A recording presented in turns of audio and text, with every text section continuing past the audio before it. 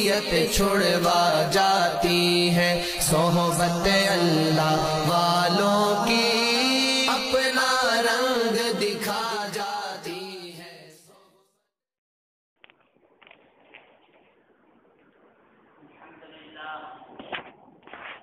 الحمد لله نحمده ونستعينه ونستغفره ونؤمن به ونتوكل عليه ونعوذ بالله من شرور أنفسنا ومن سيئات أعمالنا، من يهده الله فلا مضل له ومن يضلله فلا هادي له، ونشهد أن لا إله إلا الله وحده لا شريك له، ونشهد أن سيدنا وسندنا وحبيبنا ومولانا محمدا عبده ورسوله صلى الله تعالى عليه وعلى آله وأصحابه وبارك وسلم تسليما كثيرا كثيرا. أما بعد، قال الله تبارك وتعالى: فأعوذ بالله من الشيطان الرجيم، بسم الله الرحمن الرحيم. يا أيها الذين آمنوا ادخلوا في السلم كافة. وقال النبي صلى الله عليه وسلم: كن في الدنيا كأنك غريب أو عابر سبيل. صدق الله العظيم وصدق نبيه الكريم، ونحن على ذلك لمن الشاهدين والشاكرين، والحمد لله رب العالمين. قابل احترام میرے بھائیوں اور بزرگوں، اللہ جل شانہ عم نوالہ نے ہمیں جو دین عطا فرمایا ہے وہ 5 لائنوں پر مشتمل ہے۔ دین کی 5 لائنیں ہیں: ایمانیات والی لائن، عبادات والی لائن، معاشرت والی لائن، اخلاقیات والی لائن اور معاملات والی لائن۔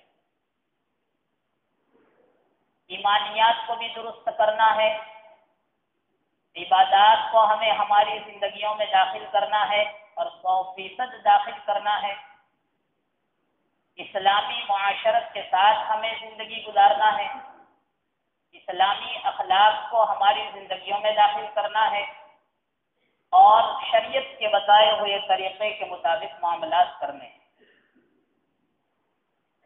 حضرت جی نور اللہ مرقدہ فرمایا کرتے تھے کہ یہ 5 لائنیں اگر ایک شخص کی زندگی میں آ گئی تو وہ منصور من اللہ ہوگا، اللہ کی مدد اس کے ساتھ شامل حال ہوگی۔ اگر یہ 5 لائنیں ہمارے گھر کے ہر فرد میں داخل ہو گئی تو ہمارا گھرانہ کامیاب، یہ 5 لائنیں ہمارے محلے کے ہر فرد میں داخل ہو گئی تو ہمارا محلہ کامیاب، یہ 5 لائنیں ہماری بستی میں بسنے والے ہر فرد بشر کے اندر اگر آ گئی تو ہماری بستی اللہ کی مدد کے مستحق ہوگی اور ہمیشہ اس کے ساتھ اللہ کی مدد رہے گی۔ یہ 5 لائنوں پر صحابہ کرام کے زمانے میں محنت کی جاتی ہے۔ ان میں سب سے بنیادی چیز جس کو ہم بچپن سے لے کر آج تک دعوت و تبلیغ کی مبارک محنت کی برکت سے اللہ اس کام کی حفاظت فرمائے، حاسدین کے حسد سے، شریروں کی شرارت سے، بد نظروں کی بد نظری سے، اور اللہ اس کو پروان چڑھائے اور کام کرنے والوں کو مزید اخلاص کے ساتھ، عافیت کے ساتھ اللہ اپنی مدد کو شامل حال رکھتے ہوئے کام کرنے کی توفیق عطا فرمائے۔ بہت بڑی نعمت ہے اس گئے گزرے دور میں مساجد جو بن رہی ہے اور مساجد جو آباد ہے اور مساجد میں جو نماز زندہ ہے، رمضان کے مہینے میں جو روزے زندہ ہے، زکوٰۃ زندہ ہے، حج کے اندر افراد بڑھتے ہی جا رہے ہیں، عمرے میں بڑھتے ہی جا رہے ہیں، یہ محض اور محض دعوت و تبلیغ کی دین اور اس کی برکت۔ اللہ تعالیٰ نے حضرت مولانا الیاس صاحب نور اللہ مرقدہ کو مجدد وقت بنا کر بھیجا جس کی وجہ سے ہر کچے پکے گھر کے اندر اللہ نے اس کے ذریعے سے دین کو پہنچایا۔ اللہ کون ہے، اللہ کی ذات کو پہچاننے والے لوگ بنے، اللہ کے رسول صلی اللہ علیہ وسلم کی ذات اقدس کو سمجھا، قرآن اللہ کا کتنا قیمتی کلام ہے، کتنا باعظمت کلام ہے، اس قرآن کی اہمیت لوگوں کے دلوں میں آئی۔ اس دعوت و تبلیغ کی محنت کی برکت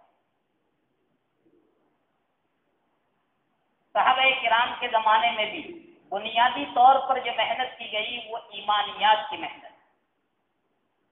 ہم صبح سے شام تک جب بھی کوئی جماعت آتی ہے تو یہی آواز، یہی پکار، یہی مذاکرہ کہ ہم سب کو ہمارے ایمان کو مضبوط کرنے کی ضرورت ہے۔ 13 سال مکی دور میں جب قرآن نازل ہوا تو اس قرآن کے اندر، اس کلام پاک کے اندر، ان صورتوں میں، ان آیتوں میں ایمانیات کی بنیادی بات ہے۔ اللہ پر صحیح یقین، اللہ کے رسول صلی اللہ علیہ وسلم پر یقین، کتاب پر یقین، فرشتوں پر یقین، تقدیر پر یقین، قیامت پر یقین، مرنے کے بعد کی لامحدود آنے والی زندگی پر یقین ہوگا تو نماز بھی پڑھے گا، رمضان کے مہینے میں روزہ بھی رکھے گا، اللہ سے ڈر کر اپنے والدین کی خدمت بھی کرے گا، اللہ سے ڈر کر اپنے پڑوسی کو نہیں ستائے گا، اللہ سے ڈر کر معاملات بھی کرے گا، اور سود کو اپنے گھر کے قریب میں داخل نہیں ہونے دے گا، اس لیے کہ اللہ کو پہچان رہا ہے، اللہ کے ایک ہونے کا یقین ہے، نفع اور نقصان کے ایک مالک ہونے کا یقین ہے، اللہ کی عظمت کو سمجھ رہا ہے کہ جس خدا نے آسمان بنایا، جس خدا نے زمین بنائی، جس خدا نے پہاڑ بنائے، جس خدا نے بڑے بڑے فرشتوں کو پیدا کیا، میں تو اس کے سامنے کچھ نہیں ہوں۔ جب اللہ رب العزت فرماتے ہیں کہ میرا قرآن میں پہاڑ پر نازل کرتا تو اتنے بڑے پہاڑ بھی لرز جاتے، ٹکڑے ٹکڑے ہو جاتے اور اس کی تاب نہ لا سکتے۔ تو یہ قرآن کی دولت اللہ نے ہم کو عطا فرمائی ہے۔ اللہ کی ذات پر ہمیں یقین پیدا کرنے کی ضرورت ہے، جیسا صحابہ کرام کو یقین تھا، ان کے بھی مسائل لٹکتے تھے، لیکن یقین کی بنیاد پر اللہ کے رسول صلی اللہ علیہ وسلم کی بتائی ہوئی ایک بات کو اپنے سینے سے ایسے لگاتے تھے کہ ان کے مسائل اٹکے ہوئے حل ہو جاتے۔ ایک صحابی رضی اللہ تعالیٰ عنہ غریب ہے، آپ کی خدمت میں آئے، کہا گھر میں اکیلا ہی کمانے والا ہوں، لیکن میری کمائی گھر والوں کو ناکافی ہے، غریب ہوں۔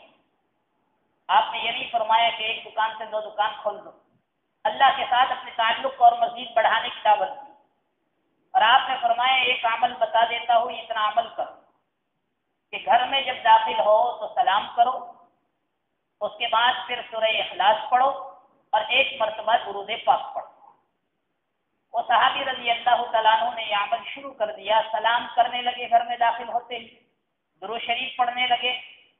سلام اس وقت رواج تو تھا ہی، لیکن درود شریف اور سورہ اخلاص کو بھی زندہ کر دیا۔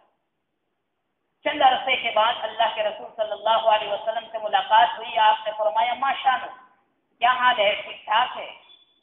وہ صحابی رضی اللہ تعالیٰ عنہ اللہ کا شکر ادا کرتے ہوئے فرماتے ہیں الحمدللہ الذی بعزتہ وجلالہ تتم الصالحات، اللہ کا شکر ہے، آپ کی برکت سے آپ نے جو عمل بتلایا، یقین کے ساتھ میں نے جب عمل شروع کر دیا، اللہ نے میرے گھر میں فراوانی کر دی، ایسی برکت ہوئی کہ گھر پر خرچ کرنے کے بعد، پہلے تو گھر پر خرچ کرنا بھی ناکافی تھا، گھر پر خرچ کرنے کے بعد مال بچنے لگا، میں نے پڑوسیوں پر خرچ کرنا شروع کیا، اس کے بعد بھی محلے میں میں نے خرچ کرنا شروع کیا، مدینے والوں میں غریب لوگوں پر خرچ کرنا شروع کر دیا۔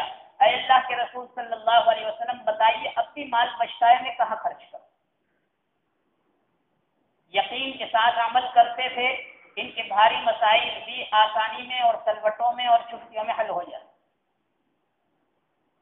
ایک صحابی رضی اللہ تعالیٰ عنہ تقریباً 25 کے قریب سوالات تھے، اريد ان اكون اعلم الناس، میں سب سے بڑا عالم بننا چاہتا ہوں۔ آپ نے فرمایا اتق اللہ تکن اعلم الناس واتقوا اللہ يعلمكم اللہ، کوئی نہیں ہوگا۔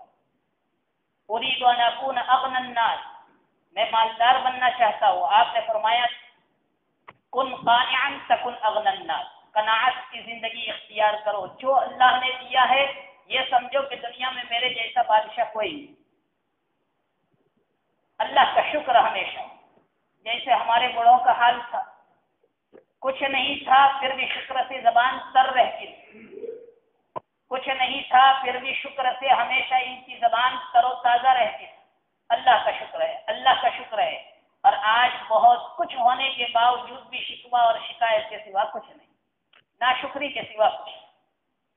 جہاں بیٹھتے ہیں جس سے ملاقات ہوتی ہے اپنی پریشانیوں کا دکھڑائی آدمی سناتا جاتا ہے، یہ ناشکری۔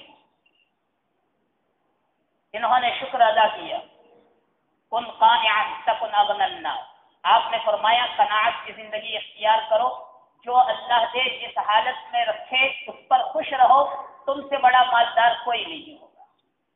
مالداری پیسوں کا نام تھوڑی ہے، آپ نے فرمایا الغنى غنى النفس، مالداری تو دل کی مالداری ہے، جو دل سے بھرا ہوا ہو کہ اللہ تیرا شکر ہے، وہ اصل مالدار ہے۔ دائیں بائیں بینک بیلنس خوب بھرا ہوا ہے، حویلیاں ہے، لیکن دل رو رہا ہے کہ ابھی تو میرے پاس کچھ نہیں ہے، تو اس سے بڑا غریب کوئی نہیں ہے، فقیر کوئی نہیں ہے۔ اس لیے میرے بھائی اور بزرگوں، اللہ سے دعا کرنی چاہیے کہ اللہ تبارک و تعالی ہمیں قناعت کی توفیق عطا فرمائے۔ اُريدُ أن أكون أقوى الناس، میں پہلوان بننا چاہتا ہوں، میدان جہاد میں بھی بھاگ نہ سکوں۔ آپ نے فرمایا توکل علی اللہ تکن اقوى الناس، اللہ پر بھروسہ کر کے کام کرو، تم سے بڑا پہلوان کوئی نہیں ہوگا۔ میدان جہاد میں کھڑے رہو، نظر صرف اللہ پر ہو، اللہ کے بھروسے پر ہو، تو تم سے بڑا طاقتور کوئی نہیں ہوگا۔ اُريدُ أن يوسع لي رزقي، میں چاہتا ہوں میری روزی میں اور وسعت ہو۔ آپ نے فرمایا اقم علی الطہر، ہمیشہ باوضو رہا کرو، اللہ روزی میں برکت دیں گے۔ وہ صحابی رضی اللہ تعالیٰ عنہ فرماتے ہیں کہ اس کے بعد سے میں نے باوضو رہنا شروع کیا، ہمیشہ باوضو، ہمیشہ باوضو۔ اس کے بعد میں نے بغیر وضو کے کبھی آسمان نہیں دیکھا۔ اللہ نے میرے مال میں وہ برکت دی کہ مدینے میں مجھ سے بڑا مالدار بھی کوئی نہیں۔ مسائل ان کے بھی اٹکتے ہیں۔ اللہ کے رسول صلی اللہ علیہ وسلم کی اس بتائی ہوئی باتوں پر جب عمل کرتے تھے اور یقین کے ساتھ عمل کرتے تھے تو ان سے بڑا عالم کوئی نہیں، ان سے بڑا طاقتور کوئی نہیں، ان سے بڑا مالدار کوئی نہیں، اور ان سے بڑا پہلوان کوئی نہیں۔ حیات الصحابہ میں ایک قصہ لکھا ہے حضرت عبداللہ ابن جعفر رضی اللہ تعالیٰ عنہ کا۔ حجاج ابن یوسف جیسے ظالم بادشاہ کا زمانہ ہے، حجاج نے پیغام بھیجا منگنی کا، عبداللہ ابن جعفر رضی اللہ تعالیٰ عنہ کے گھر کے میں تمہاری بیٹی سے نکاح کرنا چاہتا ہوں۔ اب حجاج ابن یوسف جیسا ظالم بادشاہ ہاں کہے تو مصیبت، ظالم کے حوالے ہو رہی ہے بیٹی، نہ کہے تو مصیبت، پھانسی کے پھندے پر چڑھنے کا موقع آئے گا، اس سے دو چار ہونا پڑے گا۔ ہاں کہے تو مصیبت، نہ کہے تو مصیبت، گھر والوں سے مشورہ کیا، استخارہ کیا، اور اخیر میں اس نتیجے پر پہنچے کہ بیٹی مجھے دینی ہی پڑے، اللہ کے حوالے۔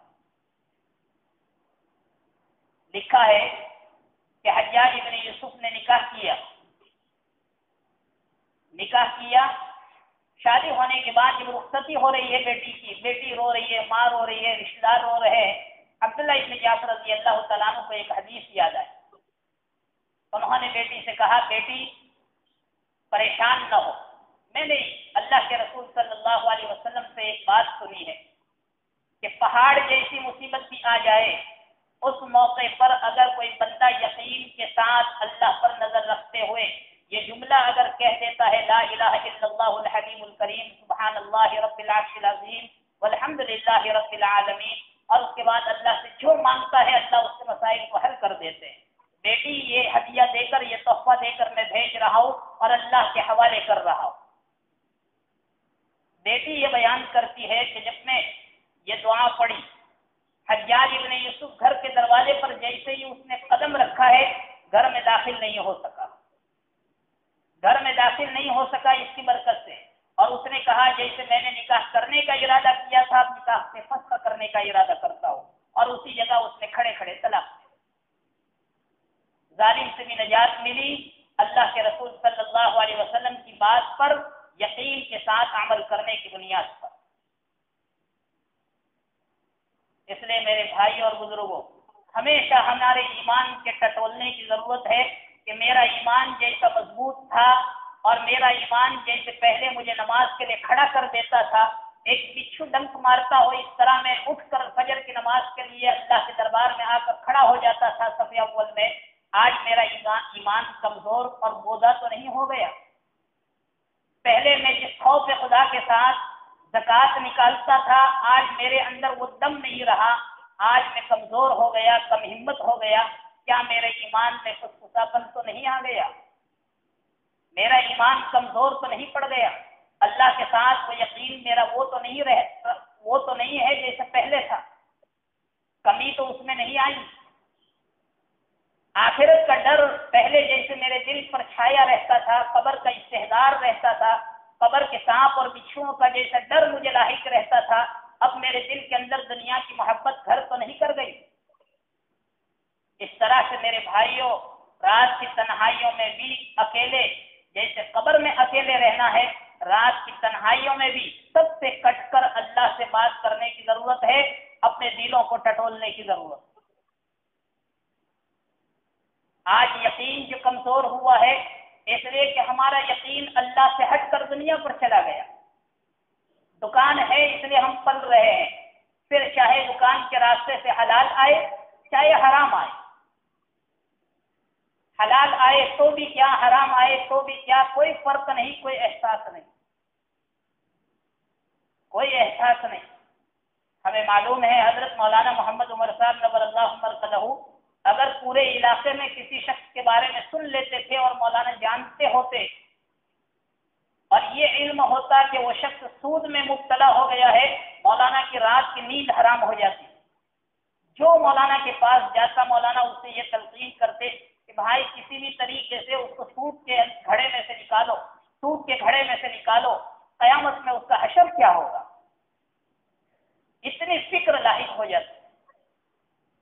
آج ایک نہیں، اس لیے کہ کاروبار ایسے ہو گئے، اور پھر یہ کہتے ہیں کہ ہمارا قلب سب سے بڑا مفتی، قدم قدم پر مفتیان کرام موجود ہے، علماء کرام موجود ہے، لیکن شیطان ایسا حملہ کر چکا ہے ہمارے اوپر کہ ہمیں کسی کے پاس جانے کی توفیق نہیں ہوتی، ہمت نہیں ہوتی، سب سے بڑا عقل مند اپنے آپ کو ہی خیال کیے ہوئے۔ یہ قرب قیامت کا زمانہ ہے۔ اعجاب کل ذی رأی رأیہ، ہر عقل والا اپنی عقل کو ہی پسند کرے گا۔ میں جو کہہ رہا ہوں وہی صحیح، میں جو سوچ رہا ہوں وہی صحیح، باقی کی سوچ بھی غلط، چاہے ماں باپ ہی کیوں نہ ہو، چاہے گاؤں کے بڑے ہی کیوں نہ ہو۔ نوجوان بھی اٹھ کھڑا ہوگا مخالفت کرنے کے لیے، نوجوان بچہ سے کھڑا ہو جائے گا بوڑھے باپ اور دادا کی عمر کے برابر شخص کے سامنے بھی اور بے عزتی کر بیٹھے گا اور کہے گا کہ میں جو کہہ رہا ہوں وہ صحیح ہے۔ یہ قرب قیامت کے فتنے ہیں، یہ قرب قیامت کی علامت ہے۔ چھوٹی سی عقل والا بھی یہ سمجھ بیٹھے گا کہ دنیا میں مجھ سے بڑا عقل مند کوئی نہیں، میں جو کہوں وہ صحیح۔ ماں باپ کو کہہ دیتے ہیں تمہیں کیا پتا چلے، تم تو بوڑھے ہو گئے، یعنی تمہارا دماغ بھی بوڑھا ہو گیا، تم تو مینٹل ہو گئے، اب تمہیں کیا سمجھ میں بات آئی، کیا سے کیا بک دیتے ہیں۔ اللہ ہم سب کی حفاظت فرمائے اور زبان کی حفاظت کی اللہ تبارک و تعالیٰ توفیق عطا فرمائے۔ دنیا آج ہمارے اوپر چھائی ہوئی ہے، ہمارا یقین سارا دنیا پر چلا گیا۔ ایک دکان ہے کما رہے ہم، دو دکان کریں گے اور زیادہ کمائیں گے، تین دکان ہوگی اور زیادہ کمائیں گے۔ روزی کی تقدیر پر ہمارا یقین نہیں رہا، اسباب پر یقین چلا گیا۔ پیٹ بھرنا ہے صرف دو بالش۔ اللہ کے رسول صلی اللہ علیہ وسلم ایک دعا مانگتے تھے، یا رازق الغراب المعاد فی العش، وہ کائی کائی کرنے والے کبے کے بچے کو اس کے گھونسلے تک روزی پہنچانے والے خدا، اللہ سے خطاب کر کے دعا مانگتے تھے اللہ کے رسول صلی اللہ علیہ وسلم۔ وہ کائی کائی کرنے والے کبے کے بچے کو اس کے گھونسلے تک روزی پہنچانے والے خدا۔ محدثین لکھتے ہیں کہ اللہ کے رسول صلی اللہ علیہ وسلم نے یہ کبے کے بچے کا تذکرہ کیوں کیا؟ کوئی وجہ ہوگی، کوئی حکمت ہوگی۔ تحقیق کرتے کرتے اس نتیجے پر پہنچے کہ جب کبے کو بچہ پیدا ہوتا ہے تو نر اور مادہ دونوں کالے ہوتے ہیں، سیاہ ہوتے ہیں، لیکن ان کا بچہ سرخ مائل ہوتا ہے، کالا نہیں ہوتا ہے بالکل۔ یہ تو نر اور مادہ دونوں کہتے ہیں کہ بچہ ہمارا نہیں، یہ چھوڑ کر چل دیتے ہیں۔ خدائی نظام ہے، کون پرورش کرتا ہے؟ محدثین لکھتے ہیں، محققین لکھتے ہیں کہ اس کی پرورش نظام خداوندی حرکت میں آتا ہے ڈائریکٹ، اور چھوٹے چھوٹے کیڑے اللہ کے حکم کلمہ کن فیکن سے پیدا ہوتے ہیں اور وہ اس کے قریب جاتے ہیں اور وہ کھاتا ہے بچہ، اس کے ذریعے سے اس کی نشو و نما ہوتی ہے۔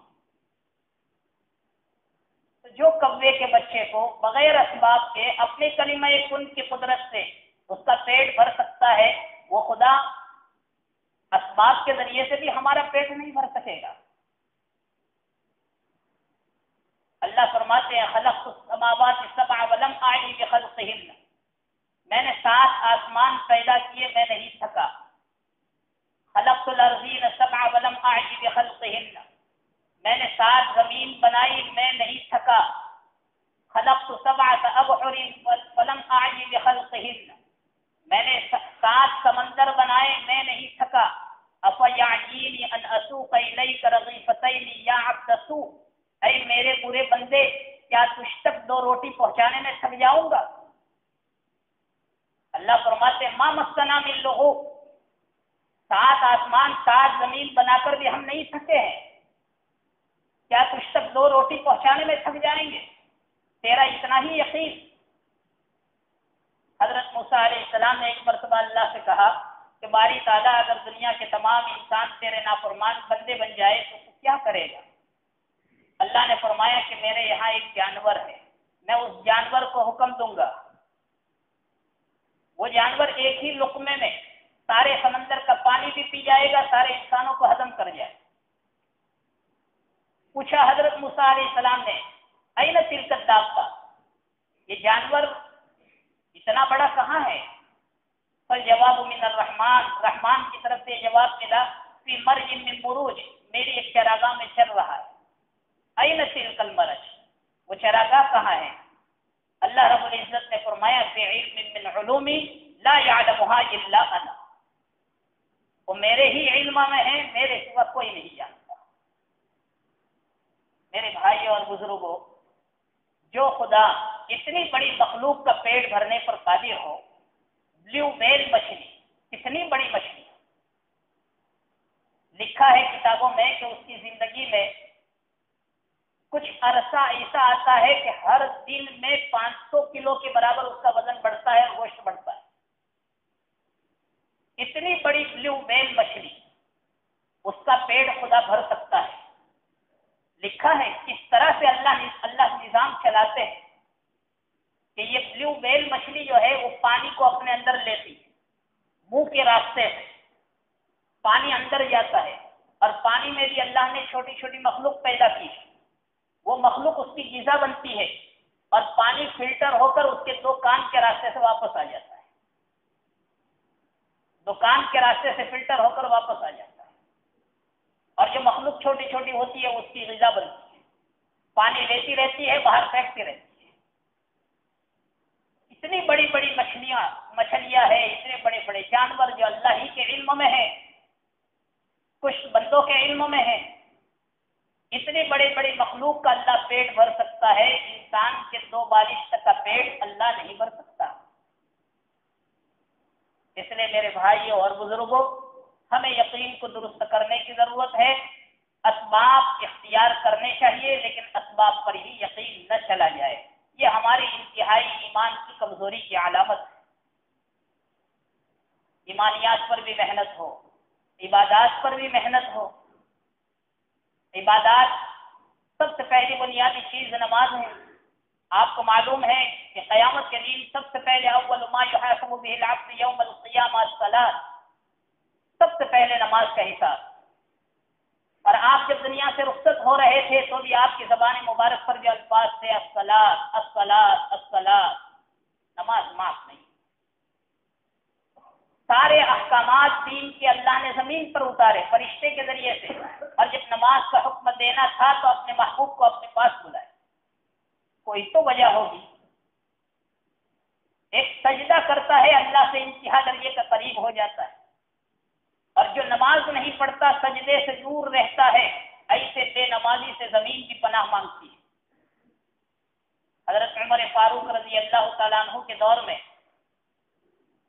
हजरत कारी अब्दुल रशीद साहब अजमेरी दामत बरकातहुम ये किस्सा बहुत सुनाते हैं हदीस। हजरत उमर फारूक रजी अल्लाह तआला अन्हु के दौर में एक बुढ़िया और तेल लेकर अपने बर्तन में जा रही, अचानक ठोकर लगी और उसका बर्तन गिर गया, तेल भी गिरा। अमीरुल मोमिनीन हजरत उमर फारूक रजी अल्लाह तआला अन्हु के दरबार में आकर दरखास्त कर रही है, आप अमीरुल मोमिनीन हैं, मेरा तेल मुझे वापस दिलवाइए। हजरत ने हुक्म दिया कि बैतुल माल में से उतना ही तेल उसको दे दो। तो कहा बैतुल माल का तेल मुझे नहीं चाहिए। वो बुढ़िया कह रही है मुझे तो वही चाहिए जो मेरा तेल था। अमीरुल मोमिनीन हजरत उमर फारूक रजी अल्लाह तआला अन्हु ने देखा कि बुढ़िया बहुत सिद्धी है, फिर पर्ची लिखी, रुका लिखा, पर्ची लिखी और लिख कर उसके हवाले और कहा जिस जगह पर तेरा तेल गिरा है उस जगह पर रख देना, तेरा तेल तुझे वापस मिल जाएगा। बात साहबा किराम के साथ हो ली। बुढ़िया वहां पर पहुंची और उसने ये पर्ची उसी जगह पर रखी और फुआरा उठा, उसने अपना तेल दिया, वापस चल। लोगों ने पूछा अमीरुल मोमिनीन क्या लिखा था आपने, ये सुनने के काबिल। अमीरुल मोमिनीन आपने क्या लिखा था? हजरत उमर फारूक रजी अल्लाह तआला अन्हु फरमाते हैं मैंने ये लिखा था जमीन को खिताब करते हुए कि जमीन इस बुढ़िया का तेल वापस कर देना, खबरदार अगर तूने वापस नहीं किया तो तेरे अंदर किसी बेनमाजी को दफन कर दूंगा। जमीन भी कांप, जमीन ने भी अपना लिया हुआ तेल वापस कर दिया, जमीन भी नहीं चाहती। लुकमा जब बेनमाजी उठाता है वो भी अल्लाह से शिकवा करता है, किस नापाक के दिल, किस नापाक के हलक में और पेट में खुदा मुझे उतार रहा। इसलिए मेरे भाई और बुजुर्गों, नमाज के मामले में हमारी सुस्ती नहीं होनी चाहिए। नमाज मोहतम बिशान फरीज़ा है, इस फरीज़े को हमारी जिंदगी में एहतिमाम के साथ दाखिल करना चाहिए। नमाज किसी भी हाल में माफ नहीं है। रमजान का महीना आ रहा है। पहले हमारी बिरादरी में, हमारे इलाके में अल्हम्दुलिल्लाह सुम्मा अल्हम्दुलिल्लाह नमाज का भी एहतिमाम था। नमाज के बारे में भी कोई लोग जल्दी से लोग ये नहीं कहते थे कि बहुत सुस्ती हो रही है, नमाजी घटते जा रहे हैं। अब तस्किरा ये हो रहा है कि अभी हमारी बिरादरी में जहाँ मुआशरती एतबार से, मामलात के एतबार से मेहनत करने की जरूरत है, वहाँ नमाज और रोजे की भी फिक्र करने की जरूरत है। अभी ही परसों तरसों 2 दिन 4 दिन पहले इस्लाही माशरा के उन्वान पर जब छापी में जमा होना हुआ तो वहाँ मुज़ाकरे में ये बात आई कि हमारी बिरादरी में बहुत बड़ी तादाद रमजान के महीने में रोजे से गाफिल है, रोजे से गफलत बरत रही है। मुसलमान और हमारी बिरादरी का नौजवान नौजवानी की हालत में भी रोजा छोड़े, जबकि बूढ़ा भी मरते हुए भी सांस निकल रही हो और घूट रही हो तो भी घर वालों से ये कहता कि रोजा तो मुझसे कभी नहीं छूट सकता, मर जाऊंगा रोजे की हालत में, लेकिन ये नहीं हो सकता है कि मैं सहरी न करूं और रोजा न रखूं। मेरे भाइयों, इन चीजों की अहमियत को समझने की जरूरत है। किस्सा लिखा है एक मजूसी का, आतिश परस्त, आग की पूजा करने वाला, जिसको पारसी बोलते हैं। ये मजूसी मुसलमानों के मोहल्ले में रहता था। सारे मुसलमान रोजा रखे हुए हैं। मजूसी तो बहरहाल मजूसी है, वो तो रोजा रखेगा नहीं, उसका बेटा भी रोजा नहीं रखेगा। لیکن رمضان کا ماحول ہے، کوئی نہیں کھا رہا ہے، کوئی نہیں پی رہا ہے، مسلمانوں کا ماحول ہے، مسلمانوں کا محلہ ہے، مسلمانوں کی بستی ہے۔ مجوسی نے دیکھا اپنے بیٹے کو کہ گھر کے باہر کھڑا کھڑا کچھ کھا رہا ہے، اس کے پاس گیا بیٹے کے پاس اور بیٹے کو تھپڑ ماری اور کہا پتہ نہیں ہے کہ مسلمانوں کا رمضان ہے اور برسر عام کھانا کھا رہا ہے۔ اللہ کو یہ ادا پسند آئی، اللہ کو یہ ادا پسند آئی۔ جب اس کا انتقال ہوا، کسی نے خواب میں دیکھا کہ اللہ نے اس کو جنت عطا فرمائی، وجہ پوچھی تو وجہ اس نے یہ بتائی کہ میں نے رمضان کے مہینے کی قدر کی، جس کی بنیاد پر اللہ نے موت سے پہلے فرشتے کے ذریعے سے ایمان کی نعمت سے بخشا، مجھے مالا مال کیا، اور ایمان کی نعمت سے مجھے مالا مال کرنے کے بعد میں ایمان کے ساتھ اللہ کے سامنے حاضر ہوا، اللہ نے مجھے جنت عطا فرمائی۔ اس کو مجاہر کہتے ہیں، جو کھلم کھلا گناہ کرتا ہو نڈر ہو کر، اور پھر یہ کہتا ہے کہ جب اللہ سے ڈر نہیں ہے تو بندوں سے کیا ڈرنا۔ اللہ ہر گناہ کو معاف کرتا ہے، لیکن یہ مجاہر کے گناہ کو کبھی نہیں معاف کرتے۔ جو لوگوں کو دعوت دیتا ہے گناہوں کی، جو لوگوں کو دعوت دیتا ہے، لوگوں کو ہمت دیتا ہے گناہ کرنے کی۔ اس لیے میرے بھائی اور بزرگوں، معذورین کون ہیں کون نہیں ہے یہ تو ہمیں پوچھنا چاہیے، اپنے خیال سے فیصلہ نہیں کرنا چاہیے کہ شوگر کی بیماری ہے، میں تو کھائے بغیر رہ نہیں سکتا ہوں، مر جاؤں گا، اس لیے میرے اوپر روزہ فرض نہیں ہے۔ یہ آپ فیصلہ نہیں کر سکتے، آپ کسی ماہر مفتی سے، ماہر عالم سے آپ مذاکرہ کیجیے۔ ابھی حضرت مفتی اعظم صاحب دامت برکاتہم کو جب ہارٹ کی تکلیف ہوئی، اتنے بڑے مفتی ہو کر بھی ہم بیٹھے ہوئے ہیں، ڈاکٹر نے کہہ دیا، ایک ڈاکٹر نے، کہ آپ سجدہ کر کے نماز نہیں پڑھیں گے، آپ ویسے ہی اشارے سے نماز پڑھیں گے، کھڑے نہیں ہوں گے۔ اطمینان نہیں کیا جب تک 2-3 مسلمان ماہر ڈاکٹروں سے نہیں پوچھا، اس کے بعد ہی مجھے شرح صدر ہوگا اور اس کے بعد ہی مجھے اطمینان ہوگا کہ اللہ میری پکڑ نہیں کرے گا، اللہ میری پکڑ نہیں کرے گا۔ اور ہمیں تو آسانی کے ساتھ اطمینان ہو جاتا ہے اور ہم فیصلہ کر لیتے ہیں کہ مجھ پر روزہ فرض نہیں۔ ڈرنے کی میرے بھائی اور ضرورت ہے، اللہ کا خوف پیدا کرنے کی ضرورت ہے۔ پوری زندگی آپ روزہ رکھیں گے تب بھی رمضان کے ایک روزے کا بدل کبھی بھی نہیں ہو سکتا ہے، کبھی بھی نہیں ہو سکتا ہے۔ اللہ نے مختصر زندگی دی ہے، کسی کو 40 سال، کسی کو 50 سال، اس میں 15 سال کے بعد تو روزے فرض ہوتے ہیں۔ کتنے مہینے روزہ رکھنا ہے، کتنے مہینے روزہ رکھنا ہے، اور یہ روزہ اللہ کو کتنا پسند ہے۔ الصوم لی وانا اجزی بی، اللہ فرماتے ہیں روزہ خالص میرے لیے ہے، میں جانتا ہوں، میرا بندہ جانتا ہے۔ چاہے تو وضو کرتے کرتے ایک گھونٹ نیچے اتار سکتا ہے، لیکن میرے خوف کی وجہ سے اتارتا نہیں ہے۔ یہ میرے اور میرے بندے کے درمیان کا معاملہ ہے، اس لیے میں اپنی شایان شان اس کو بدلا دوں گا۔ اس کو سوچ بھی نہیں سکیں گے جب اللہ اپنی شایان شان بدلا دے۔ ہمت کرنے کی ضرورت ہے، ہمت کرنے کی ضرورت ہے۔ بہت سے بوڑھے بڑھاپے میں طاقت نہیں ہوتی چلنے کی، بولنے کی طاقت نہیں ہوتی ہے، لیکن اس کے باوجود بھی الحمدللہ ثم الحمدللہ ایسے بوڑھے بھی میں نے دیکھے کہ جو اسی حالت میں اللہ کو پیارے ہو، لیکن روزہ نہیں چھوڑا۔ اللہ ان بوڑھوں کے نقش قدم پر ہمیں بھی چلائے اور ہمیں بھی ہمت عطا فرمائے۔ میرے بھائی اور بزرگوں، اسی طرح سے زکوٰۃ اور حج کو بھی زندہ کرنے کی ضرورت ہے۔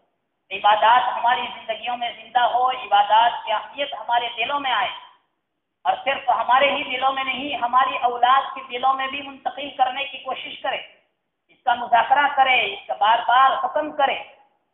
7 سال کی عمر ہو جائے نماز کا حکم کرے، روزہ رکھوائے، آہستہ آہستہ ان کو عادی بنائے نماز روزے کا۔ معاشرتی زندگی کے اعتبار سے بھی ہمیں بہت محنت کرنے کی ضرورت ہے۔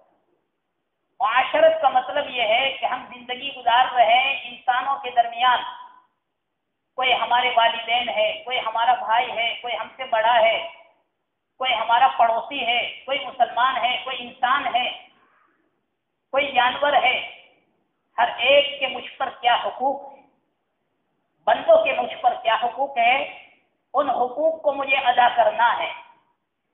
ماں باپ کے جو حقوق میرے ذمہ ہے اور ماں باپ ہونے کے ناطے سے اولاد کے جو حقوق میرے ذمے ہیں، پڑوسی کے ہونے کے ناطے سے پڑوسی کے جو حقوق میرے ذمہ عائد ہوتے ہیں، ان تمام حقوق کی رعایت کرتے ہوئے اور ادا کرتے ہوئے مجھے زندگی گزارنا ہے۔ یہ نہیں کہ میرا پڑوسی میرا حق ادا کرتا ہے اور میرے ساتھ اچھا برتاؤ کرتا ہے تو ہی میں اس کے ساتھ اچھا برتاؤ کروں، یہ نہیں۔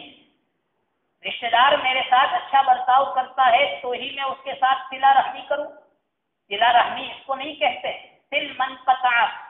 صلہ رحمی تو وہ ہے کہ جو تمہارے ساتھ رشتے ناطے کو توڑے اور تم اس کو جوڑو، اس کو کہتے ہیں صلہ رحمی۔ ہمارے حقوق جو دوسروں کے ذمے ہیں ہم اس کو معاف کر دیں گے، ہم اس کے متمنی نہیں رہیں گے، اس کے منتظر نہیں رہیں گے۔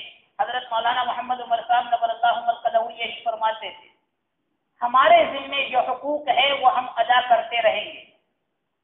میرے ماں باپ کے حقوق میرے ذمے کیا ہے، میری اولاد کے حقوق میرے ذمے کیا ہے، میرے پڑوسی کا حق میرے ذمے کیا ہے، میرے رشتہ داروں کا حق میرے ذمے کیا ہے، عام انسانوں کا حق میرے ذمے کیا ہے، میرے ذمے جو حقوق ہے میں ادا کرتا رہوں گا، اور دوسروں کے ذمے میرے جو حقوق ہے وہ ادا کرے تو بھی ٹھیک، ادا نہیں کرتے ہیں تو بھی کوئی شکوہ نہیں، میری طرف سے معاف۔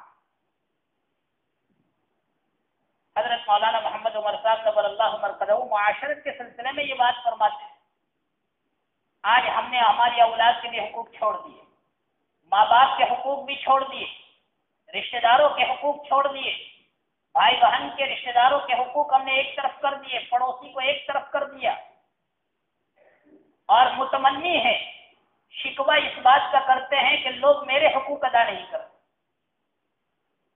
میرے حقوق ادا نہیں کرتے۔ اولاد کا ہم نے کتنا حق ادا کیا، اولاد کی کیا ہم نے تربیت کی۔ قرآن تو کہتا ہے یا ایھا الذین آمنوا قوا انفسکم واہلیکم نارا، ایمان والو اپنے گھر والوں کو، اپنے آپ کو اور اپنے گھر والوں کو آگ سے بچاؤ جس کے ایندھن وقودها الناس والحجارہ، جس کے ایندھن لکڑی نہیں ہوگی، کوئلے نہیں ہوں گے، انسان اور پتھر ہوں گے۔ اس آگ کے اوپر علیہا ملائکۃ غلاظ شداد لا یعصون اللہ ما امرهم ویفعلون ما یؤمرون۔ اس آگ پر فرشتے مسلط ہیں، اور فرشتے بھی کیسے؟ غلاظ شداد، انتہائی تندخو اور سخت مزاج کے، اور وہ اللہ کے حکم کی نافرمانی نہیں کرتے۔ اللہ نے جس حکم میں ان کو مبتلا کیا ہے اور لگایا ہے ڈیوٹی پر، اور اپنی ڈیوٹی پوری کرتے رہیں گے۔ اس آگ سے اپنے آپ کو بھی بچاؤ، اپنے اہل و عیال کو بھی بچاؤ۔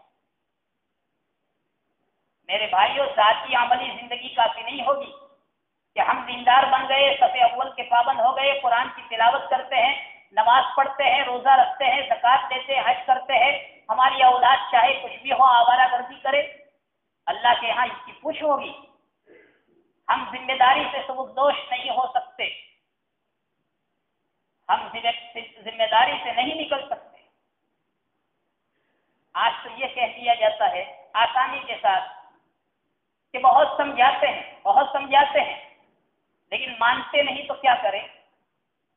اور کوئی پڑھا لکھا ہوگا تو اور دلیل سے اس کو ثابت کرے گا اور کہے گا کہ حضرت نوح علیہ السلام نبی تھے، کیا انہوں نے اپنے بیٹے کو نہیں سمجھایا ہوگا؟ ان کا بیٹا سمجھانے کے باوجود بھی کافر رہا۔ تو میرے بھائیوں، سمجھنا چاہیے کہ حضرت نوح علیہ السلام نے 950 سال سمجھایا، آپ نے کتنا سمجھایا؟ اور قرآن کہتا ہے آگ سے بچاؤ، جیسے دنیا کی آگ سے بچانے کی کوشش کرتا ہے۔ دنیا میں آگ اگر جل رہی ہو اور ماں دیکھ رہی ہو کہ میرا چھوٹا بچہ آگ کے قریب لپک رہا ہے، تو کیا صرف سمجھانے پر اکتفا کرے گی ماں، یا ہاتھ پکڑ کر اٹھا کر اس کو دور کر دے گی؟ کسی بھی طرح سے ہر ممکن کوشش کر کے اپنے بچے کو آگ سے دور رکھنے کی کوشش کرے گی اور بچائے گی۔ ہم نے کتنی کوشش کی؟ پھر یہ کہہ دینا کہ حضرت نوح علیہ السلام کا بیٹا بھی کافر رہا ہے۔ کیا ہم نے حضرت نوح علیہ السلام جیسے نبی کی سمجھانے کی طرح سے اور فکر کی طرح سے ہم نے فکر کی ہے؟ یہ کہنا کیا اللہ کے سامنے یہ عذر پیش کرنے سے ہمارا چھٹکارا ہو جائے گا؟ میرے بھائیوں اصل بات یہ ہے کہ ہم نے دین کے سلسلے میں ان کی فکر ہی نہیں کی.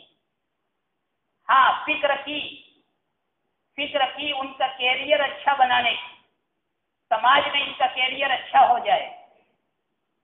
سماج میں لوگ ان کو انجینئر کہنے لگے، ڈاکٹر کہنے لگے، پروفیسر کہنے لگے. یہ ویلیو بنانے کی کوشش کر رہے ہیں، یہ ویلیو بنانے کی کوشش کر رہے ہیں. دنیاوی اعتبار سے اس کا کیریئر بنا دینا اور دینداری کی فکر نہ کرنا، یا اللہ کے یہاں ہمارا چھٹکارا ہو سکتا ہے اور نجات ہو سکتی ہے. آج ہر ایک کو یہ نشہ سوار ہو رہا ہے کہ چاہے دین سے بے دین ہو جائے، اس کی کوئی پرواہ نہیں، اس کی کوئی کڑھن نہیں، اس کا کوئی فکر نہیں. آئے تو بہت اچھا، نہ آئے تو کوئی افسوس نہیں. آئے تو دینداری آئے تو بہت اچھا میرے بچے نے، نہ آئے تو اس پر افسوس نہیں. بس کیریئر اچھا ہونا چاہیے. ماسٹر بن جائے، منسٹر بن جائے، ڈاکٹر بن جائے، کلکٹر بن جائے. ہمارے گاؤں کے ایک مولانا تھے، حضرت مولانا اعظم صاحب نور اللہ مرقدہ، وہ اکثر فرماتے تھے دیندار بناؤ اپنے بچوں کو. آج فخر کرتے ہیں میرا بیٹا ماسٹر ہے، میرا بیٹا منسٹر ہے، میرا بیٹا ڈاکٹر ہے، میرا بیٹا کلکٹر ہے. یاد رکھو اگر دین نہیں ہے بیٹے میں تو قبر میں جا کر یہ سارے ٹر نکل جائیں گے. دین نہیں ہے، دین کے ساتھ دنیا کے کوشے میں اڑاؤ، ہواؤں میں اڑاؤ. دین مقدم. بچہ پڑھنے کے لیے جاتا ہے، قرآن کو اپنے سینے سے رکھتا ہے، آگے رکھتا ہے. اسکول میں جاتا ہے، دفتر کو پیچھے کرتا ہے.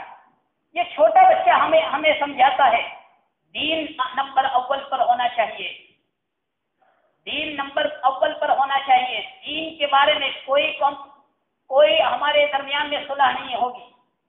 دین مقدم. دینداری کے ساتھ اگر کوئی کچھ بھی بنتا ہے، یہ بڑی خوبی ہے. آج امت کو ایسے افراد کی ضرورت ہے، آج امت پیاسی ہے، آج امت کو ایسے افراد کی ضرورت ہے.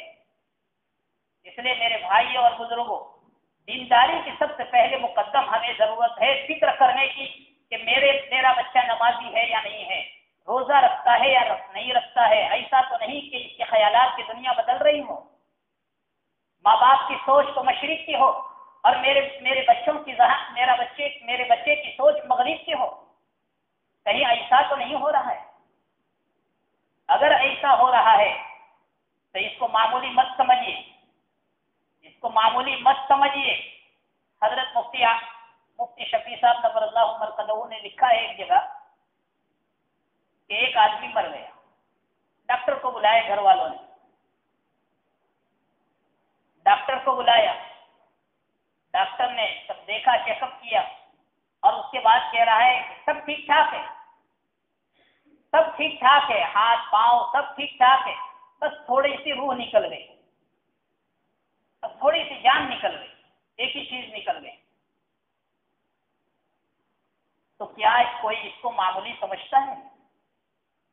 یہ تھوڑا سا کہنا یہ صحیح ہے؟ حضرت مفتی شفیع صاحب نور اللہ مرقدہ نے لکھا ہے کہ دنیا کے بہت سے عقل کے مارے ہوئے انسان دین کے معاملے میں بھی ایسا ہی کہتے ہیں کہ کیریئر اچھا ہو گیا، بس تھوڑا نماز نہیں پڑھتا ہے، نماز کے معاملے میں سستی کرتا ہے، بس تھوڑی سی سستی اس کی روزے کے سلسلے میں ہے کہ روزہ نہیں رکھتا ہے، بس تھوڑی سی کمزوری اس کی یہ ہے کہ داڑھی نہیں رکھتا ہے. ارے اللہ کے بندو، حضرت نے فرمایا کہ اس کو معمولی مت سمجھو، یہ ایسا ہی ہے جیسے بس جان نکل چکی ہے، بس روح نکل گئی ہے، باقی سب صحیح تعلیم ہے. جیسے اس کو کوئی معمولی نہیں سمجھتا ہے، رونا شروع کر دیتے ہیں، گھر میں ٹھارس بن جاتی ہے، اس طرح وہاں پر بھی رونے کی ضرورت ہے. اس کو معمولی بس خیال کرو.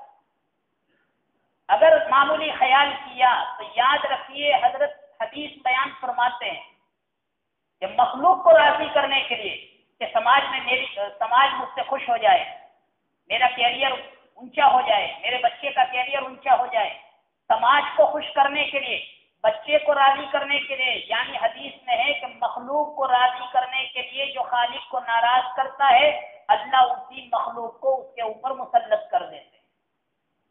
بڑا ہو کر وہ باپ کے سر پر بیٹھتا ہے، باپ کے سر پر سوار ہو کر درب سر بن جاتا ہے، اور پھر اسی باپ کو نرسنگ ہوم میں بھیجنے کے خیالات لاتا ہے، ماں باپ کو بوجھ سمجھنے لگتا ہے۔ اب تو گھڑا آشرم شروع ہو گئے، نرسنگ ہوم شروع ہو چکے۔ حضرت مولانا تقی عثمانی صاحب دامت برکاتہم فرماتے ہیں میں دنیا کا سفر کرتا ہوں، پہلے ملکوں میں دیکھتا تھا، افریقہ میں، برطانیہ میں، امریکہ میں سوچتا تھا کہ شاید میری زندگی میں کبھی میں کراچی میں تو دیکھ بھی نہیں پاؤں گا، لیکن آج دیکھ رہا ہوں کراچی کے اندر نرسنگ ہوم شروع ہو گئے اور ہزاروں کی تعداد میں مسلمان اپنے ماں باپ کو وہاں پر چھوڑے ہوئے ہیں۔ اور فرماتے ہیں کہ ابھی ابھی کا قصہ میں بیان کرتا ہوں کہ نرسنگ ہوم والوں نے، گھرڈا آشرم والوں نے فون کیا بیٹے کو کہ تمہارے ابا آف ہو چکے ہیں، تو وہ بیٹا کہتا ہے میں آتا ہوں۔ تھوڑی دیر کے بعد پھر دوبارہ فون کر کے کہتا ہے کہ میں ذرا بزی ہوئی ایک میٹنگ اٹینڈ کر رہا ہوں، اس لیے جو دفن کرنا ہے وہ سب کر لو، میں سنڈے کے دن آ کر بل ادا کر لوں گا۔